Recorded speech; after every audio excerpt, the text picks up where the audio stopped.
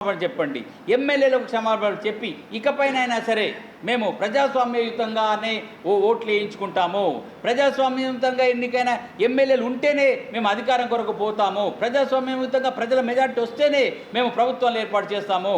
కానీ వాళ్ళ ఎమ్మెల్యేలను కొనుక్కొని నోట్లో కోట్లు ఇచ్చి ఎమ్మెల్యేలు కొనుక్కొని మేము ప్రజాస్వామ్యాన్ని ఏర్పాటు చేసి ప్రభుత్వ అధికారాన్ని మేము చేపట్టలేము అని చెప్పి మీరు ప్రజలకు బహిరంగ క్షమాపణ చెప్పండి. ఈ నేరంలో, ఈ ఘోరంలో నన్ను మీరు బలిపశువుగా వాడుకున్నందుకు నాకు క్షమాపణ చెప్పండి. చెప్పిన తర్వాత మీరు ఏదైనా చేసుకోవచ్చు.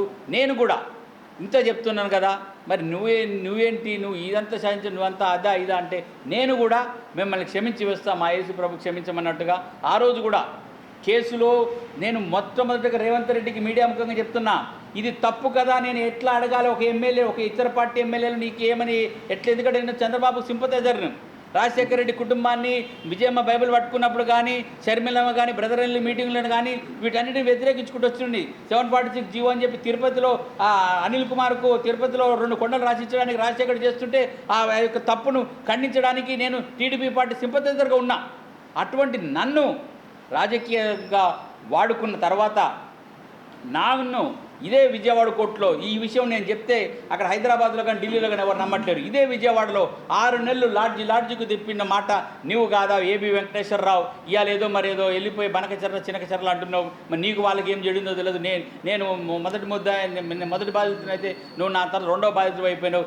AB Venkateswara Rao, Tulasi Prasad, task force DCP VVSS Prasad, వీళ్ళందరూ ఒక టీం అయితే వీళ్ళ వెనక నారా లోకేష్ బాబు, వాళ్ళ నాన్న చంద్రబాబు నాయుడు, వాళ్ళ నాన్న వాళ్ళ పిఏ శ్రీనివాసరావు, వాళ్ళ లోకేష్ అక్క కొడుకు కిలారి రాజేషు, తర్వాత చందు, దేవినేని చందు, 2 మంత్రులు, తర్వాత ఇక్కడ పెడన దగ్గర ఒక ఎమ్మెల్యే ఉంటాడు, ఆయన పేరు బోడే శివప్రసాద్, బోడే ప్రసాద్, వాళ్ళ లాడ్జీల్లో వాళ్ళ గెస్ట్ హౌస్లో నన్ను ఉంచి 6 నెలలు నన్ను దాచిపెట్టి ఇదే సత్యనారాయణపురం పోలీస్ స్టేషన్, నేను ఎస్ఐ గారికి కూడా ఫోన్ చేశాను, వచ్చారో లేదో తెలియదు, ఇంటెలిజెన్స్ వాళ్ళు కానీ ఎస్ఐ గారు కానీ. సత్యనారాయణపురం పోలీస్ స్టేషన్లో నా పైన నన్ను కేసీఆర్ పైన తప్పుడు కేసు పెట్టించడం దగ్గర మొదలు పెట్టుకుంటే ఆ తప్పుడు కేసు పెట్టేయడం ఒక తప్పు అయితే, ఆ తప్పుడు కేసుకు సంబంధించి విజయవాడ కోర్టులో 164 స్టేట్మెంట్ ఇప్పించారు తప్పుడుగా. 164 స్టేట్మెంట్ ఇప్పించడమే తప్పైతే ఆ 164 స్టేట్మెంట్ తర్వాత క్వాష్ పిటిషన్లో నేను సంతకం పెట్టినట్టుగా తెల్ల పేపర్ మీద సంతకాలు పెట్టుకొని 6 నెలలు కనీసం సూర్యుని ఎరగని దినాలు ఉంటాయంటే ఇవి ఉంటాయో ఎవరో తెలియదు, నక్సలైట్లకో లేదా ఐఎస్ఐ తీవ్రవాదులకు చేస్తారో. కానీ ఆ విధంగా నన్ను నీ కస్టడీలో ఉంచుకొని ఈరోజు క్వాష్ తెచ్చుకునే వరకు మీరు సంబరాలు చేసుకున్నారు. కానీ ఇప్పుడు ఈ బాధితునైన నన్ను లేదా నేను చేస్తున్న డిమాండ్ను, ప్రజాస్వామ్య డిమాండ్ను స్వీకరించి ఇకనైనా సరే మీరు ప్రజలకు క్షమాపణ చెప్పి మీరు ప్రజాక్షేత్రంలోకి వచ్చి మీ యొక్క వ్యవస్థలను మీరు నడుపుకోవచ్చు, ప్రజాహితమైన ప్రభుత్వాన్ని మీరు పరిపాలన చేసుకోవచ్చు అని చెప్పి 2 ముఖ్యమంత్రులు కూడా సెలవు విజ్ఞప్తి చేస్తూ లేదా హెచ్చరిస్తూ ఈ యొక్క పత్రికా సమావేశాన్ని ముగిస్తున్నాను. ఏమైనా సందేహాలు ఉంటే మీరు అడగవచ్చు. ఇప్పుడు ప్రస్తుతానికి అక్కడ సుప్రీంకోర్టు చెప్పలేకపోయారు, సుప్రీంకోర్టులో మీరు ఏం చెప్పాలనుకున్నారు, చెప్పగలరా మీరు? సుప్రీంకోర్టు కనుక నన్ను విచారణకు అడిగితే సుప్రీంకోర్టులో A4గా నా పైన వచ్చిన పిటిషన్ కొట్టివేయమని వచ్చిన పిటిషనే తప్పు, నేను పిటిషన్ వేయలేదు. క్వాష్ పిటిషన్కు ఎవరైనా సరే ఒక నిందితుడు, ఒక నేరం ఆరోపించబడిన వ్యక్తి నా పేరు కొట్టేయండి, నా కేసుకు సంబంధం లేదని సొంత దస్తుతో సంతకం పెట్టి పిటిషన్ వేస్తేనే దాన్ని హైకోర్టు ఆమోదించాలి. కానీ నేను ఏ క్వాష్ పిటిషన్ పైన సంతకం పెట్టలేదు. నాతో నిర్బంధించి 6 నెలలు నాతో తెల్ల పేపర్ సంతకాలు పెట్టించుకొని మాకు ఏకే కానీ ఏసీబీ ఏకే కానీ తెలుసు, మేము అందరితో 3కి బెయిల్ వచ్చింది వెళ్ళిపోయారు కదా, నన్ను కూడా పంపేయండి అంటే వద్దు నీకు స్పెషల్ బెయిల్ వేపిస్తున్నాము అని చెప్పి స్పెషల్ బెయిల్ అని చెప్పి క్వాష్ వేయించుకున్నారు. నన్నే ఎందుకు క్వాష్ వేయించారు? మరి రేవంత్ రెడ్డి కూడా క్వాష్ చేయించుకోవచ్చు కదా, ఉదయ్ సింహకు క్వాష్ చేయించుకోవచ్చు కదా, డబ్బులు సంచులు పెట్టిన సెబాస్టియన్ క్వాష్ చేయించుకోవచ్చు. ఎందుకు వేయించుకోలేదంటే నా ప్రమేయమే చంద్రబాబును దోషిగా నిలబెడుతుంది, నా సాక్ష్యమే నన్ను సజీవంగా చంద్రబాబు దగ్గర తీసుకుని వెళ్ళి రేవంత్ రెడ్డి ఈయన పార్టీ గురించి పనిచేస్తున్నా నాకెందుకు తెలియదు, మన వైసీపీకి మనోడే కదా టార్గెట్ అని, మనతో మనం వైసీపీని కౌంటర్ చేస్తున్నాం అని చెప్పి నన్ను ఆ రోజు వైసీపీని టార్గెట్ చేయడానికి ఆయుధంగా వాడుకున్నారు. ఈరోజు ఓటుకు నోటు ద్వారా ఒక ఎమ్మెల్యేని కూడా నన్ను ఆయుధంగా వాడుకున్నారు. తిరిగి నా ద్వారానే నేను ఈరోజు మీడియా ముఖ్యంగా ఇంత ధైర్యంగా చెప్తున్న పాత్రికేయ ప్రభువులు, ఎందుకంటే మీ దగ్గర ఏది దాచితే దాగదు, మీ దగ్గర ఏది దాచినా దాన్ని మీరు వదిలిపెట్టరు. 4వ ప్రజాస్వామ్యంలో 4వ స్తంభమైన మీడియా దగ్గరికి నేను ఎందుకు చెప్తున్నానంటే కేసు జరిగినప్పుడు ఏం జరుగుతుందో ఎవరికి తెలియట్లేదు, సెంట్రల్ ఇంటెలిజెన్స్ వాళ్ళకి తెలవట్లేదు, స్టేట్ ఇంటెలిజెన్స్ తెలవట్లేదు, తెలంగాణ పోలీసు స్పీడు ఎవరు తెలవట్లేదు. నేనే దగ్గరుండి ఏబి వెంకటేశ్వరరావు, నేను, తులసి ప్రసాదు, తర్వాత ఈ లోకేష్ ముగ్గురు కలిసి చంద్రబాబు కరకట్ట దగ్గర బస్సులో ఉంటే వెళ్ళి, అయ్యా నేను వెళ్ళింది మీటింగ్ కొరకు వెళ్ళానని కలిసానని చెప్తాను, నేను వెళ్ళి ఈ విధంగా చెప్తాను. కేసులోంచి ఏ విధంగా పిన్ టు పిన్ వెళ్ళాలో అన్ని గైడెన్స్ ఇచ్చి క్వాష్ అయ్యే వరకు కూడా నేను మీకు సహకరించిన. కాదంటారా? నా భార్య పిల్లల్ని కనీసం చూసుకోండి అని అంటే కృష్ణా బ్యారేజ్ అవతల వైపు వాళ్ళు నిలబెట్టి ఇగో వాళ్ళే చెయ్యూపు మీ భార్య కనపడుతుందని చెప్పి 6 నెలలు చిన్న పిల్లలు మా పిల్లలు 7వ తరగతి 8వ తరగతి పిల్లల్ని కూడా అక్కడ ఈ గొడవతో తెలంగాణ ప్రభుత్వం కక్ష పట్టి మా తమ్ముని కొట్టడం, మా బంధువులు మా బావలకు కొట్టి మా పిల్లలు స్కూల్ దగ్గరికి వెళ్ళకుండా అక్కడ కాపలా కాస్తుంటే నేను నీ కొరకు నిన్ను కాపాడదామంటే నువ్వు ఇచ్చే డబ్బులు కాదు. మరి మర్చిపోయా, చాలామంది అంటారు 7 కోట్ల డబ్బుల్లో నీకేం ముట్టే అంటారు. నాకు ఒక్క పైసా ముట్టలేదు. నా డీలింగ్ అప్పుడు పంపించారు, డీలింగ్లో వాళ్ళు దొరికిపోయారు. ఏంటంటే అయిపోయాక నీ కమిషన్ ఏజెంట్ కమిషన్ లాగా నాకు అయిపోయాక ఇస్తా అన్నారు, అయిపోయాక ముందే వాళ్ళు అయిపోయారు. అప్పుడు అది కూడా రాలేదు. అయినప్పటికీ కూడా కేవలం ఒక సెంటిమెంట్ మాటతోటే నేను 6 నెలలు మౌనంగా ఉండి ప్రతి కేసులో ఏ విధంగా వెళ్ళాలని చెప్పి పిన్ టు పిన్ నేను సలహాలు ఇచ్చుకుంటూ వచ్చా. కాదంటారా? ఏబి వెంకటేశ్వరరావు, నువ్వు నిజం చెప్పు. ఇప్పుడు నువ్వు ఏదో బనకచర్ల తర్వాత మాట్లాడదాం. చెప్పు, ఈ కేసులో ఒక్కొక్క 164 స్టేట్మెంట్కి కూడా నేను నీకు సహకరించి జడ్జి ముందు కూడా అబద్ధాలు చెప్పా. కేసీఆర్ గన్మెన్ కేటీఆర్ తిడుతున్నారని చెప్పి నీకు సహకరించి సత్యనారాయణ కేసులో తప్పుడు కేసు పెట్టా. ఎందుకు పెట్టినా? నిన్ను కాపాడదాము, నీ ద్వారా నన్ను కాపాడుతామని. నీ కృతజ్ఞత ఏమంది అక్కడ? ఇప్పటి వరకు ఆ 9 నెలలు ఈడీ కోర్టు అని, సుప్రీంకోర్టు అని, తెలంగాణ కోర్టులను తిరుక్కుంటూ అవమానాలు భరిస్తే కనీసం మానవత్వం ఉన్న మనిషిలాగానైనా చంద్రబాబు స్పందించొద్దా? ఎందుకు? అందుకనే ఈరోజు నేను ప్రత్యక్షంగా నా వాయిస్ సరిగా పోదేమో ఈ ఇమేజ్ కూడా ఫోటో కొట్టుకోండి. ఓటుకు నోటు కేసులో ఏసీబీ, హైకోర్టు అండ్ సుప్రీంకోర్టులను నిజాలను దాని వ్యవస్థలను మేనేజ్ చేసినందుకు ధన్యవాదములు. జెరూసలేం మత్తయ్య ఓటుకు నోటు బాధితుడు ప్లస్ నిందితుడు. ఇది నిర్భయంగా నేను ప్రకటిస్తున్నా.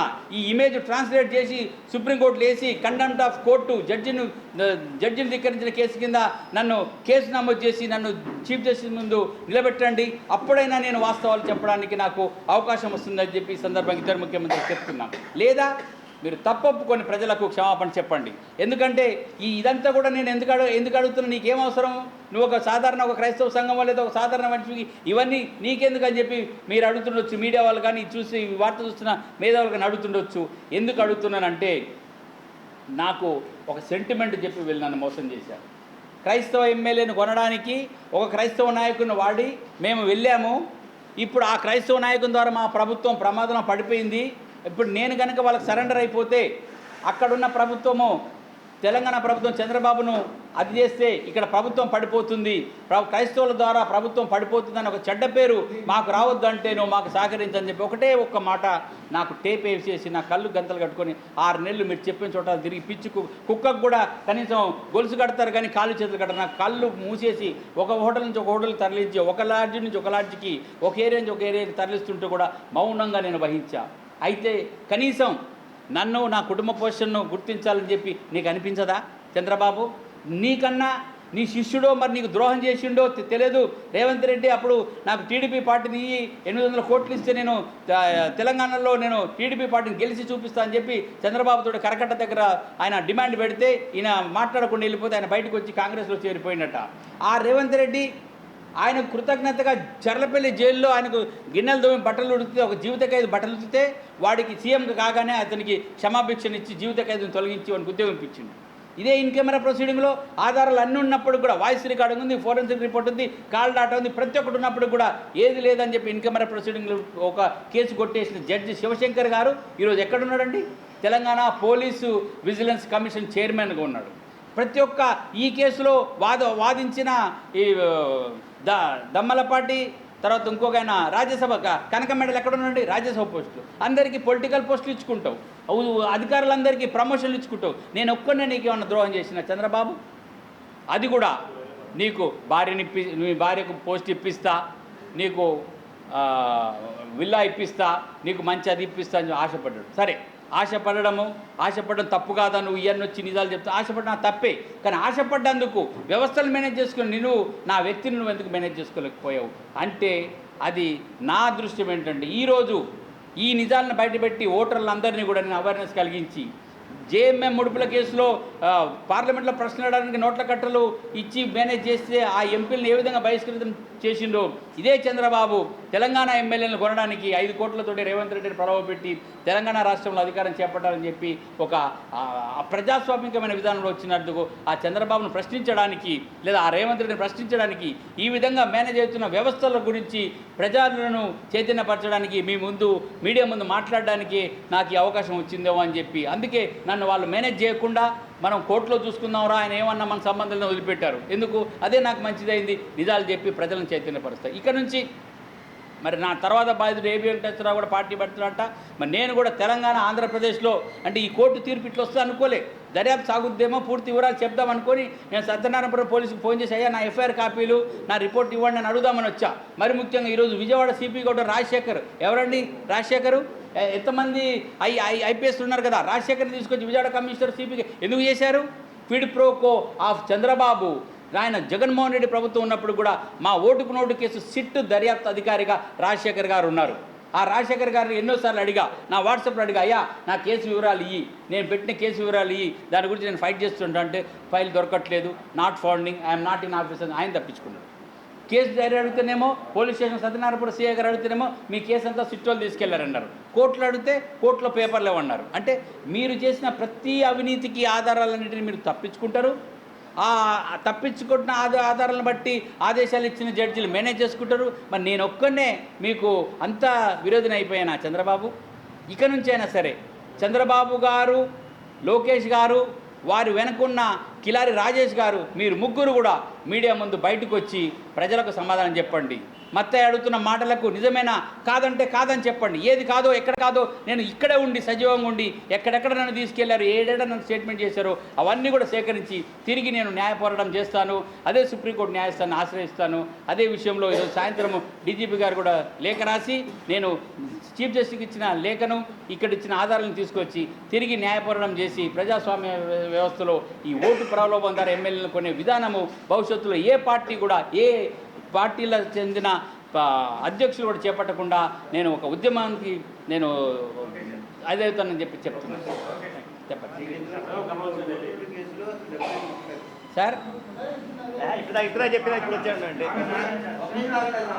చెప్పండి ఎస్ సార్ సైడ్ వినండి ఒక్క పైసా డబ్బు కాదు కదా కనీసం ఆ ఒక డీలింగ్లోకి వెళ్తే కూర్చున్నప్పుడు టీయో లేదా కాఫీయో లంచ్ టేబుల్ లంచ్ కూడా కదా అటువంటి నీళ్ళ బాటిల్ కూడా నేను ముట్టుకోలేదు ఒక బండి మీద మహానాడుకి వెళ్ళిపోయారు అక్కడి నుంచి చంద్రబాబుతో మాట్లాడిపించాడు వెళ్ళి ఆయన అడగమన్నాడు అలా అడగడం పద్ధతి కాదు కదా నేను అడగలేను వాడు నన్ను తిడితే ఏమని అంటే జోక్ చేశానని చెప్పి నువ్వు తప్పించుకో మీ ఫ్రెండే కదా అని చెప్పి తప్పించుకున్నారు వాడికి చెప్పా ఫస్ట్ వాడు నన్ను అనుమానించాడు నీకంత సీన్ ఉందా అని అన్నాడు అంటే అరే నాకు సీన్ ఉందో లేదు నువ్వు ఒప్పుకో అని చెప్పు నన్ను ఎవరు పంపించారో వాళ్ళు వస్తారని చెప్పిన సరే ఒప్పుకో అన్నాడు వాళ్ళు వెళ్ళి మాట్లాడుకున్నారు నాకు డబ్బు ఇవ్వడం కానీ నాకు కనీసం టీ కాఫీ కూడా తాపేయడం కానీ వాళ్ళ నుంచి లబ్ధి పొందలేదు అదే ఈరోజు నన్ను నిర్దోషిగా మీ ముందు ప్రశ్నించడానికి నిలబెట్టింది చెప్పండి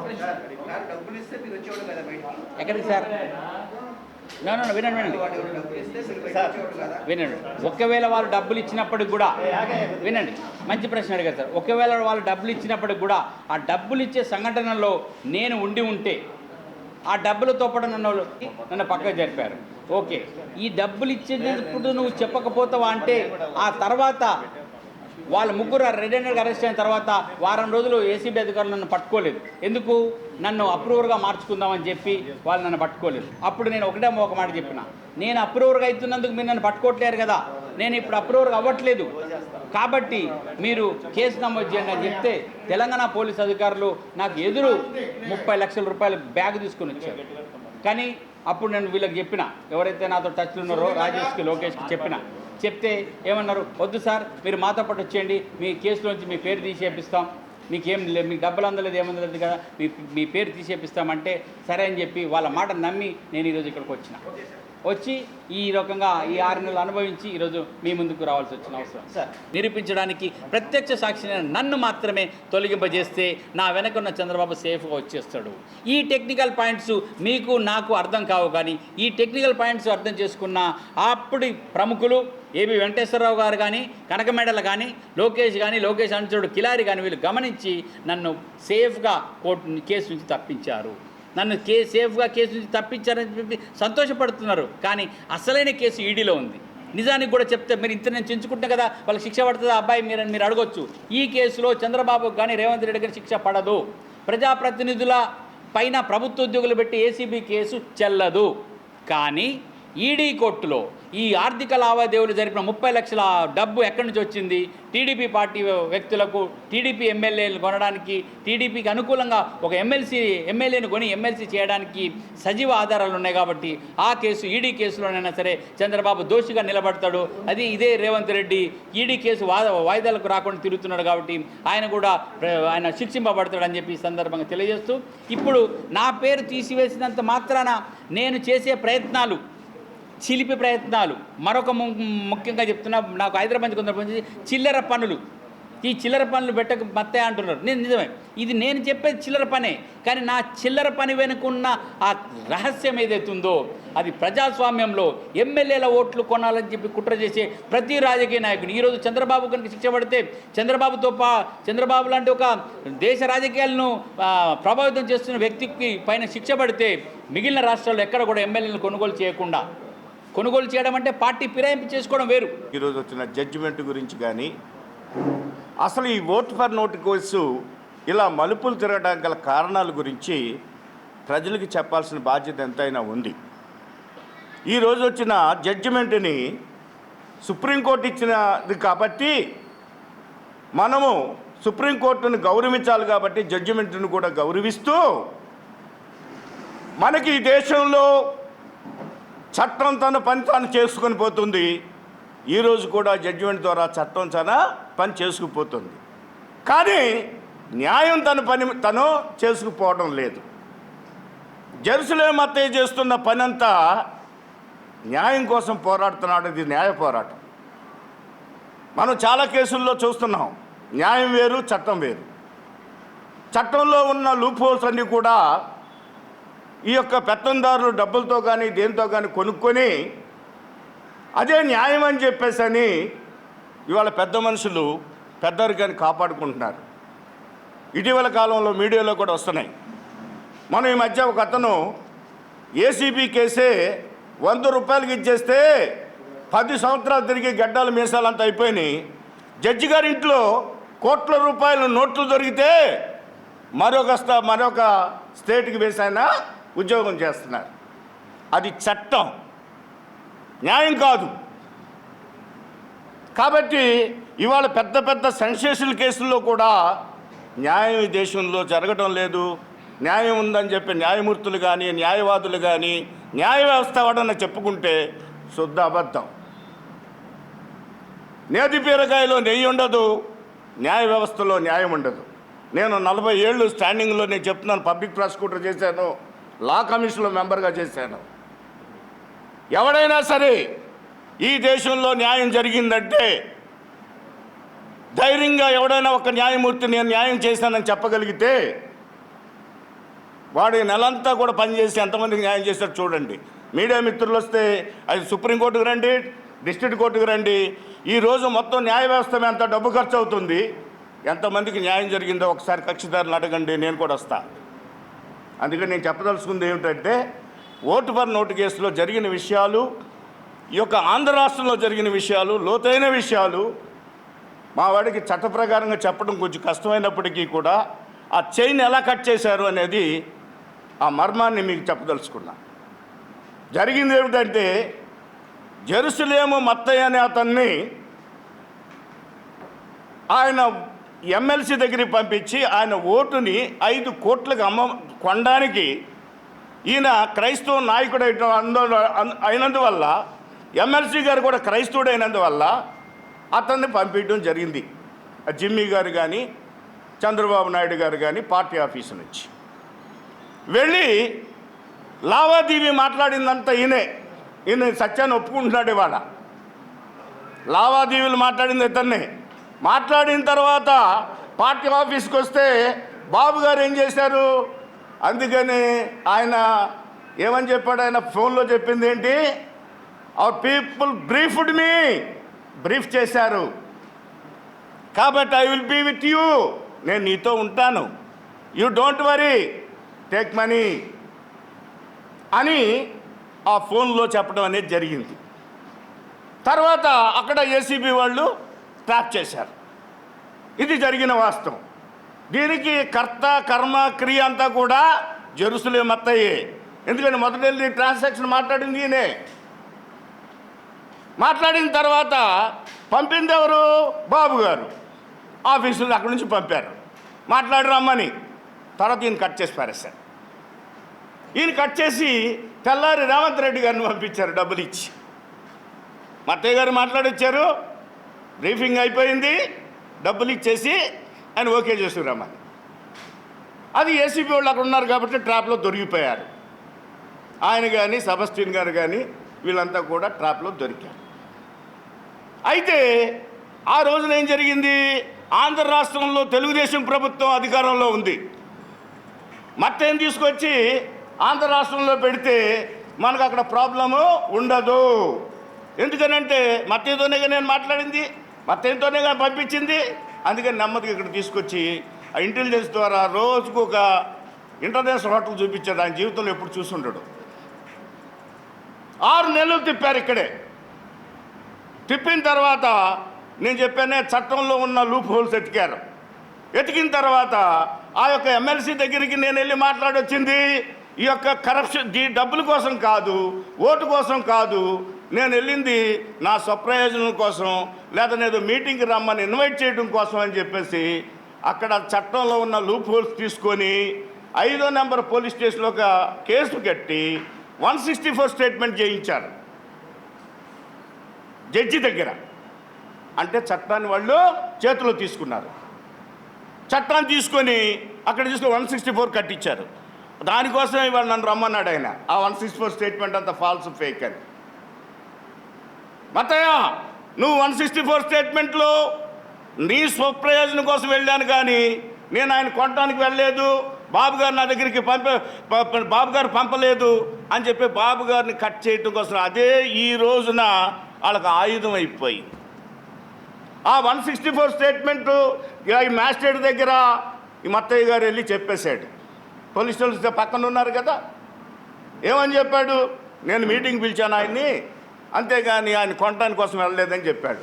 అదే ఆయుధంతోనే ఇవాళ సుప్రీంకోర్టు ఇచ్చింది. అందుకని చట్టంలో ఉన్న లూప్ హోల్స్ అంటే న్యాయం కాదు. జరిగింది ఒకటి, ఇప్పుడు చేస్తున్నది ఒకటి. కాబట్టి ఇవాళ న్యాయ వ్యవస్థ అంతా కూడా చట్టం మీద ఆధారపడి ఉంది. దాని మీద ఇవాళ ఈ జడ్జిమెంట్ వచ్చింది. అందుకని ఇవాళ నన్ను పిలిచింది దేనికంటే మత్తయ్య గారు ఈ 164 స్టేట్మెంటు ఆ రోజు పోలీసు ఒత్తిడితో నేను ఇచ్చాను. వాస్తవాన్ని నేను చెప్తాను, మళ్ళా అవసరమైతే తిరిగి 164 చేయించండి. కాబట్టి నన్ను చంద్రబాబు నాయుడు గారు పంపించారనే విషయాన్ని చెప్పడానికి ఆయన ఒక ప్రయత్నం చేస్తున్నారు. అది చేస్తే ఖచ్చితంగా చంద్రబాబు గారు ముద్దాయి అవుతారు ఈ కేసు.